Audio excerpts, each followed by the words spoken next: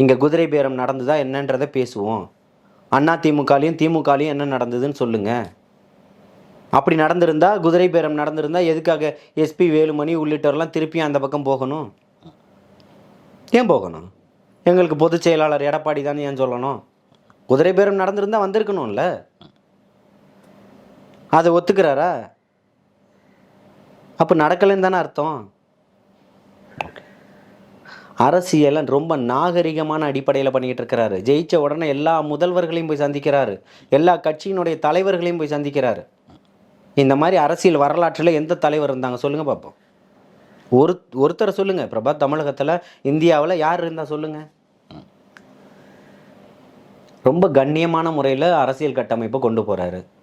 அதை வச்சு நீங்கள் பிழைப்பு தேடணும்னு நினைக்கிறீங்க. அதுக்கு இடம் கொடுக்கக்கூடாதுன்னு அண்ணன் நினைக்கிறாரு. இங்கே நடக்கக்கூடியது அப்பாவனுடைய ஆட்சி இல்லை, அண்ணனுடைய ஆட்சி. அரசினுடைய ஆட்சி இல்லை, அண்ணனுடைய ஆட்சி. மக்கள் ஆட்சி. சுபிக்ஷமாக இருக்கணும்னு நினைக்கிறாரு மக்கள். அதுக்காக இந்த 20 நாள் ஐயோ இவ்வளோ குமரலாம் உங்களுக்குன்னு கேட்குறேன். அது ஒவ்வொன்றும் அவரை வழி நடத்தி கொண்டு போய்கிட்டு இருக்கும். மக்கள் இன்றைக்கி அவர் பக்கம் இருக்கிறாங்க. நீங்கள் எந்த முடிவு எடுத்தாலும் அது தமிழக மக்கள் மிகப்பெரிய ஒரு வெற்றியாக தான் மாற்றி கொடுப்பாங்க. நீங்கள் மிரட்டுறீங்க பாரு, 6 மாதம் பார்ப்போம். உங்களுடைய மிரட்டலுக்கும் பூச்சாண்டிக்கும் பயந்த கட்சியில் தமிழக வெற்றி கழகம் 2 வருஷத்தில் உங்களுடைய 60 வருஷ வரலாற்றை மாற்றி எழுதியிருக்குன்னா இதுதான் தமிழக வெற்றி கழகத்தினுடைய மிகப்பெரிய வெற்றி.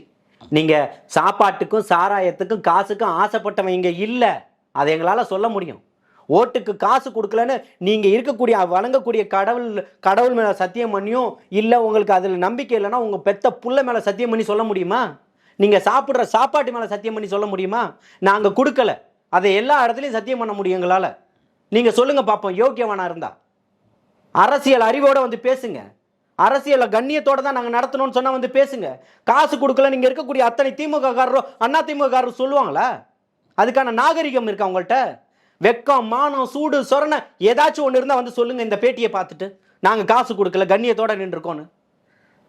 பிடிஆர் பழனிவேல் தியாகராஜன் ஒரு ட்விட் ஒன்று போட்டார், படிச்சிங்களா? காசு கொடுக்காத ஒரு வேட்பாளரிடம் தோற்றேன்றதில் மகிழ்ச்சி கொள்கிறேன், பெருமைப்படுகிறேன்னு போட்டிருந்தார். ஆமாம் தானே? அந்த மாதிரி சொல்கிறதுக்கு இங்கே எத்தனை பேர் இருக்கீங்க?